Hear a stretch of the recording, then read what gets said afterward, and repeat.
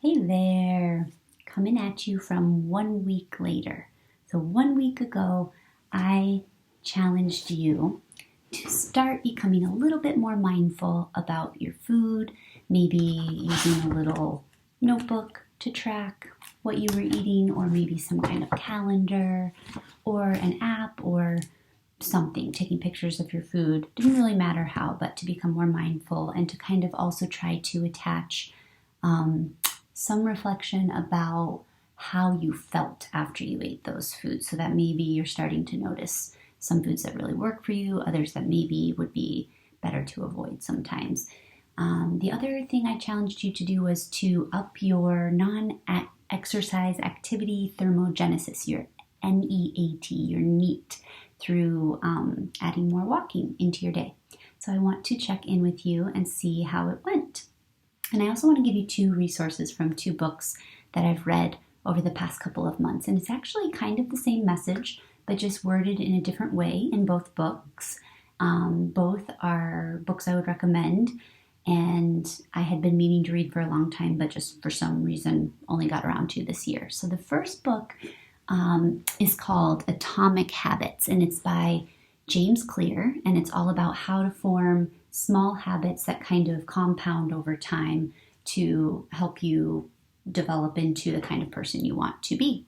And the other book is a super famous one, but I had just somehow never gotten around to it, and that is The 7 Habits of Highly Effective People by Stephen Covey. I actually should do some research to see like when that was published, because it definitely has an old-timey feel to it. So I think it's been around for quite some time. And not everything about how the authors write or the way that they frame things lands with me. It doesn't always resonate. Sometimes I'm like, I don't know about that.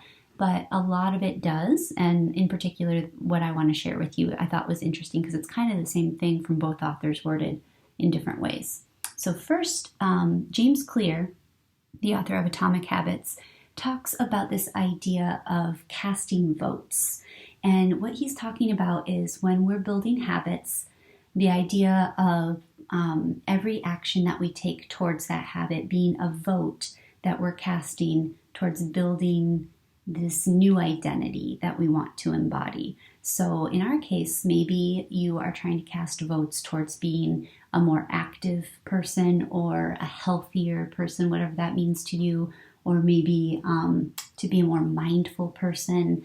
I'm not really sure exactly what your goal is, only you know that, but I do think that this idea holds a lot of value. First of all, it makes things a lot smaller, and I think the smaller our first steps are, the first step is the hardest step. So if you can make that first step so simple that it's almost inevitable that you will be successful with it, that's only a good thing, because that's the hardest step. And then from there you build momentum and you keep going. So for example, let's say you're watching this video and you're thinking, oh no, I didn't even take a walk this week. And that was the simplest thing. That's not even the workout yet. That's okay. But what would be the smallest thing that you could think of as a way to cast a vote towards that eventual end goal? Well, this sounds silly, but it could be something as simple as, I'm going to put on my shoes. That's it. And of course, if you put on your shoes, you're likely to go outside. And if you go outside, you're likely to walk around the block. And when you walk around one block, you might keep going for 5 or 10 minutes. So you may struggle a little bit in your mind with that's kind of lying to myself a little bit. I know I'm trying to convince myself to do something bigger than that. But if you think about it, if you're just trying to get a small win so that you're casting a vote towards the kind of person you want to be, it's okay for it to be super small. And it's okay if that's all you do too. Let's say you put on your shoes and then you're like, I'm not feeling it. You can actually take off your shoes and you can give yourself that sticker on your sticker chart, or you can make a note in whatever way you're making notes. And you can say, I took the first step. And you can give yourself that gratification. And then know over time it's probably going to build from there, of course. And that's okay to keep it super small and cast those votes for that future identity that you're trying to build. Another way that this is framed in the 7 Habits of Highly Effective People is that Every daily private victory makes a deposit in your personal intrinsic security account. So this idea of making emotional deposits, Stephen Covey talks a lot about making emotional deposits in other people in order to build relationships. It actually kind of reminds me of the 5 love languages, if you've ever heard of that or read that book, and how we have to kind of speak the love language of the other person, not necessarily do what we would want in order for them to feel loved. So in a similar way, in order to make a true emotional deposit in another person, you have to really listen empathetically to understand and strive to understand before you're understood yourself necessarily.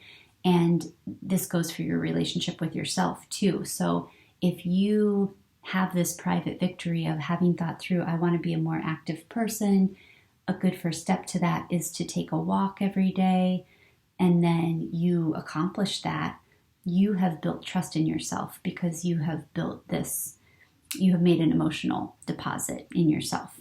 And then if you can actually externalize that intrinsic deposit and do something like track it on a chart or make a note of it in your food journal or take a picture of something you saw on your walk or whatever it is, maybe text me about it or however we're in touch, send me a message.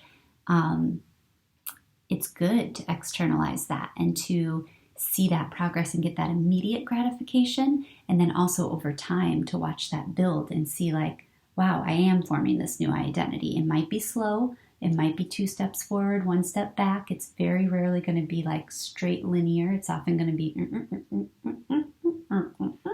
but as long as over the long course of time, you're progressing and the trend is moving in the direction you want to move, what you do most of the time matters a lot more than what you do on any given day.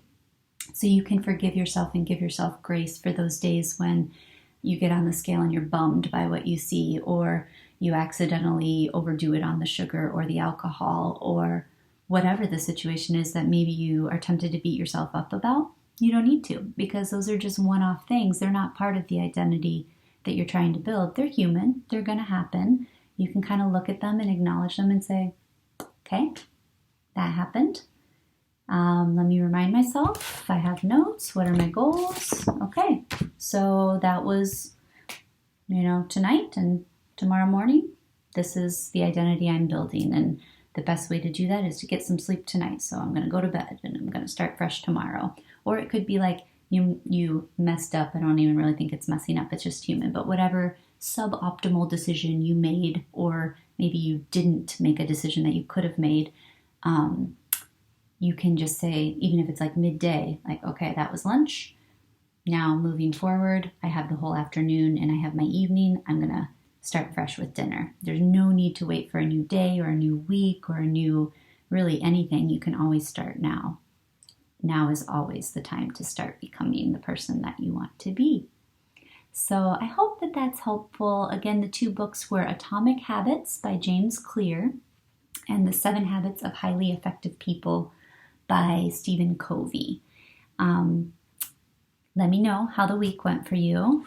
Let me know how you got mindful, if you did, how you added walking, or maybe not walking, by the way. It could be anything. It could be like actively setting a timer and saying, like, for these 20 minutes, me and my kids are going to play. That's also good activity. Or maybe I'm going to put on music, blast music, and I'm going to clean, like my life depends on it. Cleaning is great for your neat. So whatever you want to do. But let me know how it went for you, and let me know what, if any, adjustments you're making. That is not failure, by the way. If you decide, oh, I overshot and that was not realistic, I need to bring it down a little, or, oh, I undersold myself and I could bring it up a little, or like, wow, I actually had good self-knowledge and it was right where I wanted it to be. Wherever you are, I want to know about it, and I want to cheer you on as you continue your journey, because remember, we're in this not for this end product. We're in this for the process, and we're in this not for some end goal, but for the joy of the journey and becoming that kind of person that we want to be forever. So this is not a quick thing. This is something we're investing in ourselves, and this is the ultimate form of self-care. So thank you for listening, and I look forward to hearing from you soon.